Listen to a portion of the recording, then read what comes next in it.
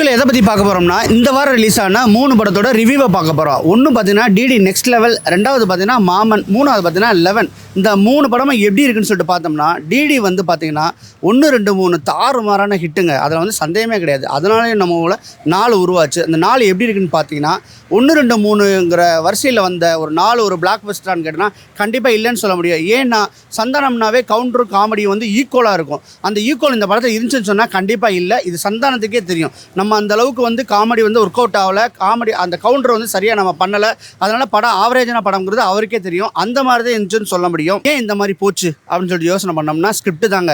இந்த படத்தோட ஸ்கிரிப்ட் என்னன்னு சொல்லிட்டு பார்த்தோம்னா சந்தானம் வந்து பார்த்தீங்கன்னா படத்துக்களை ரிவ்யூ பண்ணுற ஒரு ரிவ்யூவர்னால வந்து என்ன ஆகுதுன்னா ஒரு ப்ரொடியூசர் என்ன பண்ணுறாருன்னா ஆவியாகி அவரை வந்து பார்த்தீங்கன்னா அந்த தியேட்டருக்குள்ள வர வைக்கிறாங்க. தியேட்டருக்குள்ள வர வச்ச சந்தானம் தன் குடும்பத்துக்காண்டி உள்ள வராரு.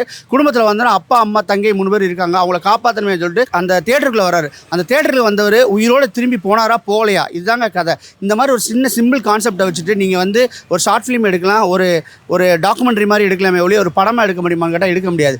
ஏன் அப்படி சொல்கிறேன்னு கேட்டிங்கன்னா இவர் வந்து அப்பா அம்மா தங்கச்சியை காப்பாற்ற போகிறது வந்து நம்மளுக்கு வந்து ஒட்டவே இல்லைன்னு சொல்ல முடியும். ஏன் அப்படி சொல்கிறேன்னு கேட்டிங்கன்னா அந்த ஸ்கிரிப்டோடைய இம்பேக்ட் வந்து சுத்தமாக இல்லாமல் போகிறதுனால என்னமோ சரி போகிறாரு இவர் ஹீரோ எப்படி வெளியில் வந்துடுவார், என்ன பண்ண போகிறாரு, வழக்கம் போல் பேயை வச்சு ஓட்ட போகிறாரு. ஸோ இந்த மாதிரியே நம்ம பார்த்து பழகுனதுனால என்னமோ தெரியல, கண்டிப்பாக சொல்கிறேன் எனக்கு கனெக்டே ஆகலை. எனக்கு பர்சனலாக வந்து இந்த படம் வந்து ரொம்ப வெரி டிசப்பாயின்ட் சொல்ல முடியும். எனக்கு கனெக்டே ஆகலைன்னு சொல்ல முடியும். அதே மாதிரி பார்த்தீங்கன்னா டெக்னிக்கல் வைஸ் பார்த்தீங்கன்னா இந்த படம் வந்து உண்மையிலேயே செம்ம படம், அதில் சந்தேகமே கிடையாது. சினிமாட்டோகிராஃபியாக இருக்கட்டும், கேமரா ஒர்க்காக இருக்கட்டும், செட் ஒர்க்கு எல்லாமே பார்த்தீங்கன்னா பக்காவாக பண்ணியிருந்தாங்க. அதனால் வந்து இது ஒரு ஆவரேஜ் படமாக போச்சு. இதில் மட்டும் ஸ்கிரிப்ட் மட்டும் டிடி ரிட்டர்ன்ஸில் வந்து பண்ணது மாதிரி பண்ணியிருந்தாங்கன்னா வேறு லெவலில் போயிருக்கும். ஏன்னா அந்தளவுக்கு உள்ள காமெடி பட்டாலுமே உள்ளே போட்டிருந்தாங்க. லொல்லு சபா டீம் உள்ளே இருந்தாங்க, மாறன் இருந்தாங்க, முட்டராஜேந்திரன் இருந்தாங்க. இது தவிர வந்து பார்த்தீங்கன்னா காமெடின்னு சொல்லிட்டு கஸ்தூரி போட்டிருக்காங்க. ஸோ இந்த மாதிரி ஏகப்பட்ட பட்டாலுமே இருந்து இந்த படம் வந்து ஒர்க் அவுட் ஆகலன்னு நம்ம சொல்ல முடியும். இருந்தாலும் பார்த்தீங்கன்னா குழந்தைய வந்து யாருமே டிடி 1, 2, 3 பார்க்காதவங்களுக்கு இந்த படம் வந்து ஒரு ஆவரேஜான சுமாரான படமாக இருக்கும். குழந்தையோட வந்து பார்க்கலாம். இதே வந்து பார்த்தீங்கன்னா டிடியோடைய நம்ம ஷார்ட்டான ரிவ்யூ. இதுக்கடுத்து பார்த்தீங்கன்னா மாமன் படத்தை பற்றி பார்க்கணும். இந்த மாமன் படம் என்னன்னு பார்த்தீங்கன்னா ஆட்டோமேட்டிக்காக இந்த படம் வந்து பார்த்தீங்கன்னா ஒரு என்ன சொல்கிறது, ஒரு டெலிசீரியஸ் வந்து பார்க்குறோம் இல்லையா, டெலிசீரியல் பார்க்குறோம் இல்லையா, அந்த மாதிரி தான் இருக்கும் அப்படின்னு நம்ம நினச்சா கூட அது வந்து பார்த்தீங்கன்னா சீரியல் பார்த்தோம்னா அவங்களுக்கு தெரியும் அவங்க எவ்வளோ தான் ஃபீல் பண்ணி அழுதாலும் இது பண்ணாலும் நம்மளுக்கு வந்து அந்தளவுக்கு ஒட்டாது. ஆனால் இந்த படத்தில் பார்த்தீங்கன்னா உண்மையிலே எல்லாமே பயங்கரமாக எமோஷன் கனெக்ட் ஆகி தாறுமாறாக வந்திருக்குன்னு தான் சொல்ல முடியும். இந்த படத்தோட கதையை பற்றி பார்க்கணும்னா 10 வருஷங்கள் வந்து குழந்தையே இல்லாத அக்கா வந்து பார்த்தீங்கன்னா ஆசையாக வந்து ஒரு குழந்தைய பெற்றுறாங்க. அந்த குழந்தைய வந்து பார்த்தீங்கன்னா என்னை பெற்றாரு அப்படின்னு சொல்லிட்டு வந்து அவர் சூரிய வந்து கூப்பிடும்போது நம்ம மனசுக்கு அங்கே வந்து நம்மளுக்கு கனெக்ட் ஆச்சு. அதுக்கு பின்னாடி எப்படி போச்சுன்னு கேட்டிங்கன்னா ஒரு மாமன் தாய் மாமனுக்குள்ள என்ன உறவோ மருமனை வந்து எப்படி பார்த்துக்கணுமோ அதை ரொம்ப பயங்கரமாக கனெக்ட் பண்ணி கொண்டு போயிட்டு இருக்கும்போது பார்த்தீங்கன்னா அவர் வாழ்க்கையில் ஒரு லவ் வருது, ஒரு பொண்டாட்டி உள்ளே வரா. பொண்டாட்டி உள்ளே வந்தவனை பார்த்தீங்கன்னா மருமகனா பொண்டாட்டியாங்கிற அந்த லவ்வை எப்படி காட்டுறதுங்கிறது இருக்கு இல்லையா. ஸோ வந்து மற்ற பார்வைக்கு வந்து பார்த்தோன்னா மாமன் வந்து மருமையனை வந்து அன்பு காட்டுறாங்கிறது நார்மல். ஆனால் அந்த பொண்டாட்டி பாயிண்ட் ஆஃப் வியூவில் இவன் மேலே காட்டுற அன்பு வந்து நம்ம மேலே காட்ட மாட்டாரோ அப்படின்னு நினைக்கும் போது பார்த்தீங்கன்னா அது டிவோர்ஸ் வர போயிருதுங்க. அந்த பிரச்சனை எப்படி ஹேண்டில் பண்ணார் சூரி அப்படிங்கிறது இந்த படத்தோட கதை. நீ சொல்லும் போதே தெரியும். ஒரு லைஃப் அப்படின்னா ஒரு பையனுக்கு வந்து ஒரு லைஃப் அப்படிங்கிறதுனா அம்மா சைடையும் பொண்டாட்டி சைடையும் வந்து ஒரு பிரிட்ஜ் மாதிரி பார்த்துக்கணும். எந்த பக்கம் நம்ம வந்து சப்போர்ட் பண்ணால் கூட பிரிட்ஜ் வந்து மேலே போயிடும், உடஞ்சிரும். ஸோ அது மாதிரி தான் இந்த விஷயத்தை வந்து லைஃப்பை வந்து எப்படி ஹேண்டில் பண்ணாருன்னு சொல்லிட்டு பார்த்தீங்கன்னா சூரி வந்து நல்லாவே பண்ணியிருக்கான்னு சொல்ல முடியும். இதை வந்து பார்த்தீங்கன்னா நம்ம பிரசாந்த் பாண்டியராஜ் வந்து செம்மையாக ரிட்டர்ன் பண்ணியிருக்காப்புல தான் சொல்ல முடியும். ஒரு கேரக்டர் செதுக்கியிருக்காப்புல பார்க்கும்போது இந்த கேரக்டர் இதுக்கு தேவையில்லாமல் அந்த இடத்துல ப்ளே பண்ணிக்கிட்டு இருக்குன்னு சொல்லிட்டு போனோம்னா எண்டிங்கில் பார்த்தீங்கன்னா அவங்கள எல்லாம் கனெக்ட் பண்ணிட்டு ஒரு மேட்டர் ஒன்று பண்ணியிருப்பாப்புல. அந்த இடத்துல தான் இந்த படம் ஜெயிச்சதுன்னு சொல்லலாம். எல்லாருமே கலக்குன்னு கலக்கிட்டாங்க. நம்ம சூரியை தான் எடுத்து சொல்லணும். ஒரு காமெடியான ரோலில் வந்து ப்ளே பண்ணிட்டு வந்த சூரி சார் என்ன பண்ணார் அப்படின்னு கேட்டிங்கன்னா விடுதலைன்ற ஒரு படத்தில் வெற்றிமாறனால் கண்டுபிடிக்கப்பட்டு ஒரு கேரக்டர் ஆர்டிஸ்ட்டாக மாறினார். அங்கே பார்த்தீங்கன்னா ஒரு கான்ஸ்டபிள் ரோல் அதை எப்படி ப்ளே பண்ணாருன்னு சொல்லிட்டு கேட்டிங்கன்னா உங்களுக்கு எல்லாருக்குமே தெரியும்.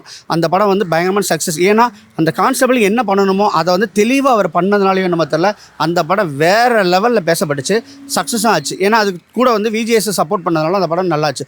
ஓகே, இந்த படத்தில் என்ன பண்ணியிருக்காங்கன்னா சீரியஸாக சொல்கிறாங்க. ஒரு மருமனுக்கு வந்து செம்மையான மாமன், ஒரு பொண்டாட்டிக்கு வந்து அருமையான புருஷன், அக்காவுக்கு வந்து சூப்பரான தம்பி, ஒரு அம்மாவுக்கு சூப்பரான பையன், ஒரு தாத்தாவுக்கு சூப்பரான பேரன். இந்த மாதிரி ஒரு 5 டிரான்ஸ்ஃபர்மேஷனில் கலக்குன்னு கலக்கிருக்காரு. எவ்ரி ஃபர்ஸ்ட் ஃப்ரேம்லேருந்து லாஸ்ட் ஃப்ரேம் வர சூரியோட ஆக்டிங் வந்து எங்கேயுமே லேக் இல்லை, எந்த இடத்தையும் குறை சொல்ல முடியாது, அப்படி பண்ணியிருக்காப்புல. நான் இதுவரை வந்து ஒரு பயங்கரமான ஆச்சரியம் என்னன்னா அந்த படத்தில் உண்மையிலே சொல்கிறேங்க சூரிக்கு எப்படியா ரொமான்ஸ் வந்துச்சு. ஏன்னா அவர் வந்து இதுவரை வந்து ஒரு 10 ஹீரோயினோட நடிச்சதில்லை, ரொம்ப பயங்கரமாக போய் ஒரு லவ் சீன் பண்ணதில்லை, ஒரு ரொமான்ஸ் சீன் பண்ணதில்லை. ஆனால் இந்த படத்தில் முதல் படத்துலேயே என்ன பொறுத்த ஒரு பயங்கரமான ரொமான்ஸுங்க. அது எப்படின்னா கிட்டத்தட்ட இன்டிமேசி சீன் மாதிரி போகிற அளவுக்குள்ள ரொமான்ஸ் வந்து ரொம்ப கஷ்டம். அதுவும் பார்த்தீங்கன்னா ஒரு அருமையான ஃபிகர்னு சொல்லலாம் நம்ம ஐஸ்வர்யா லட்சுமி.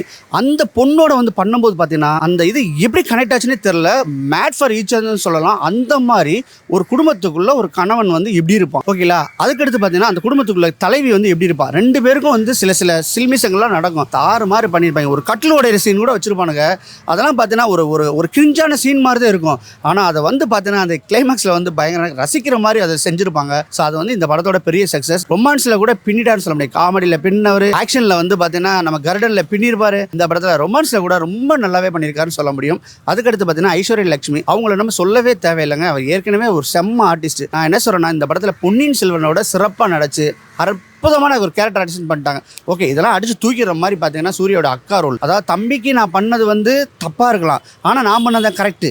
அந்த அளவுக்கு பண்ணுற ஒரு அக்கா கேரக்டரை வந்து கெத்துக்கு அப்புறம் வந்து பார்த்தீங்கன்னா வாழ்ந்திருக்காப்புலன்னு சொல்ல முடியும் அந்த அக்கா ரோல் பண்ணவங்க. ஸோ இந்த அளவுக்கு பண்ணவங்க பார்த்தீங்கன்னா செம்மையாக தாறுமாறாக பண்ணிட்டாங்கன்னு சொல்ல முடியும். இதுதான் வந்து பார்த்தீங்கன்னா மாமன் படத்தோட சக்ஸஸ்ன்னு சொல்ல முடியும். ரொம்ப அற்புதமான படம். கண்டிப்பாக நீங்கள் தேட்டரில் பார்க்கணும். தேட்டரில் பார்த்தீங்கன்னா கண்டிப்பாக ஃபீல் பண்ணுவீங்க. நான் கேரண்டி சொல்கிறேங்க. அந்த மாதிரி ஒரு படம். எல்லாரும் சொல்லுவாங்க சீரியல் மாதிரி இருக்குதுன்னு சொல்லிட்டு, ஆனால் அது கிடையாது. படம் நல்ல படமாக வந்துச்சு. அதுக்கடுத்து பார்த்தீங்கன்னா 11 ஒரு படம் ரிலீஸ் ஆயிருக்கு. நவீன் சந்திரா வந்து பார்த்தீங்கன்னா நடிச்சிருக்காப்புல. சரி, ஓகே, ஏற்கனவே நவீன் சந்திராவை நிறைய ஓடிடியில் பார்த்துருக்கோம். தெலுங்கு இண்டஸ்ட்ரியிலேருந்து பண்ணியிருக்காப்புல. ஸோ இந்த படத்தில் என்ன பண்ணியிருக்காப்புலன்னு சொன்னால் ஒரு அருமையான த்ரில்லர் மூவிங்க. அதாவது என்ன சொல்கிறதுன்னா சில படங்கள் பார்த்தீங்கன்னா பயங்கரமாக வரும்போதே வந்து பயங்கர எஃபெக்டிவாக வரும், அடிச்சு தூக்கிட்டு போகும். அந்த மாதிரி படங்கள் இருக்குது. ராட்சசன் மாதிரி படம் ஃபர்ஸ்ட் டே ஒன்லேயே பார்த்தீங்கன்னா பயங்கர எக்ஸ்பெக்டேஷன். ஏன்னா அந்த அளவுக்கு வந்து அந்த படம் வந்து சூப்பரான ஒரு த்ரில்லராக இருக்கும். ஒரு இன்வெஸ்டிகேஷன் த்ரில்லர் படம் செம்மையாக போகும். யாரோட அந்த கொலையாளி, யாரோட அந்த கொலையாளி, யாரோட அந்த சைக்கோன்னு சொல்லிட்டு ஒரு சைக்கோ கில்லர் வந்து கண்டுபிடிக்கிறது வந்து பார்த்தீங்கன்னா ரொம்ப வித்தியாசமாக இருக்கும் அந்த படம். அது பார்த்தீங்கன்னா பட்டி தொட்டி இந்தியாவில் எல்லா லாங்குவேஜ்லையும் வந்து அந்த படம் வந்து சக்கப்போடு பட்டுச்சு. எல்லாருக்குமே தெரியும். ராட்சசன் வந்து நம்ம தமிழ் சினிமாவுக்கு கிடைச்ச ஒரு மிக அற்புதமான படத்தில் வந்து ஒரு படம் நம்ம சொல்லலாம். தமிழ் சினிமாவுக்கு பெருமை சேர்த்த படம்னு சொல்லலாம். ராம்குமார் சார் ரொம்ப நல்லா பண்ணியிருந்தாப்புல. நம்ம அதை வந்து கனவோடு நினச்சி பார்க்க முடியாது. அந்தளவுக்கு ஒரு செம்ம ட்விஸ்ட் அண்ட் டர்ன்ஸ்லாம் கொடுத்துட்டு எப்போவுமே ஒரு பதவதம் ஒன்றுமே இல்லைங்க. ஒரு பொம்மையை காமிச்சா கூட நம்மளுக்கு பயம் வரும். அந்த அளவுக்கு அந்த பொம்மைக்கு ஒரு மியூசிக் போடுவாங்க. அந்த மியூசிக் வேணால் நம்ம நிறைய இடத்துல கேட்டிருப்போம். ஆனால் அந்த பொம்மை வர்ற இடத்துல எல்லாம் பார்த்தீங்கன்னா நம்மளை வந்து ஒரு பிபி ஒரு எகணும். ஒரு காமன் வாலில் அந்த பொம்மை இருக்கும். அப்போ பார்க்கும்போதே திக்குன்னு இருக்கும். அப்பேற்பட்ட படம் அந்த நம்ம இது. ஸோ இதெல்லாம் வந்து என்ன படம், சாதாரண படம்னு சொல்லிட்டு பார்த்தா உண்மையிலே சொல்கிறேன். ராட்சசன் ஏன் ஹிட் ஆச்சுன்னு கேட்டிங்கன்னா அந்த பையன் வந்து கில்லர் வந்து சைக்கோவாக மாறினதுக்கு ஒரு ரீசன் வச்சுருப்பாங்க. ரொம்ப பயங்கர ஸ்ட்ராங்காக வச்சுருப்பாங்க. அந்த ரீசன் ஸ்ட்ராங்காக இருந்ததுனால தான் வந்து அந்த படம் பார்த்தீங்கன்னா செம்ம சக்ஸஸ்.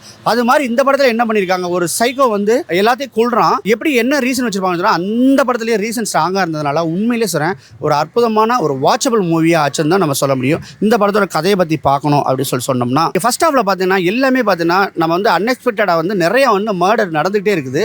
என்னடா எப்படியே பண்ணுங்கன்னா கொலையாளி பார்த்தீங்கன்னா வச்சு எரிச்சு விட்றான். எந்த தடையுமே இல்லாமல் போயிட்டு இருக்கான். எந்த தடையுமே போலீஸ் கிடைக்கல. ஸோ இந்த மாதிரி சுச்சுவேஷனில் கண்டுபிடிச்சி ஆகணுங்கும் போது ஒரு கேரக்டர் வருது. அந்த கேரக்டர் தான் கண்டுபிடிக்கணும். ஸோ அவங்க வந்து பார்த்தீங்கன்னா ஒரு வேர்ட் சொல்கிறாங்க, கொலையாளி வேற யாருமே இல்லை நம்ம கிட்ட தான் இருக்கான்னு சொல்லும் போது அங்கே தாங்க அந்த பிபி வந்து நம்மளை எகிர வைக்கிறாங்க.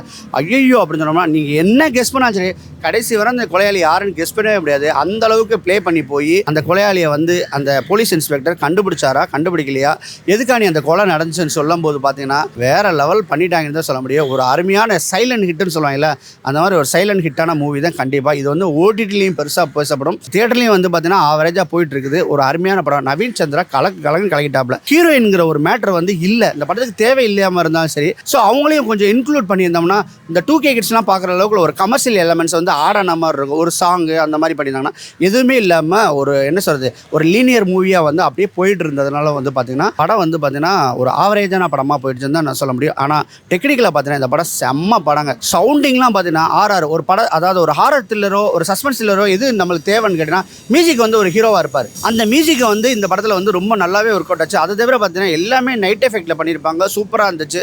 சினிமோட்டோகிராஃபி வேற லெவலில் இருந்துச்சு. நவீன் சந்திரா பார்த்தீங்கன்னா அப்படியே லுக் எப்படி இருக்குன்னா அதர்வாவை பார்த்த மாதிரி இருக்குது. அதரோட அண்ணன் இருப்பார்ல அந்த மாதிரி இருக்குது. நல்ல வெயின் ஆர்ம்ஸ் பயங்கரமாக ஒரு ஸ்ட்ரிப்பாக இருப்பாப்ல, ஒரு போலீஸ் இன்ஸ்பெக்டர். எல்லாமே ரொம்ப பொருத்தமாக இருந்துச்சு. படம் வந்து பார்த்தீங்கன்னா ரொம்ப ஒரு ப்ளசண்ட்டாக இருக்கும் அந்த படம். அதே மாதிரியே ஒரு த்ரில்லாகவும் இருக்கும். இந்த படத்தை வந்து நீ தேட்டரில் பார்த்து என்ஜாய் பண்ணலாம். தேட்டரில் பார்க்க முடியாதவங்க ஓடிடியில் பார்த்து என்ஜாய் பண்ணலாம்.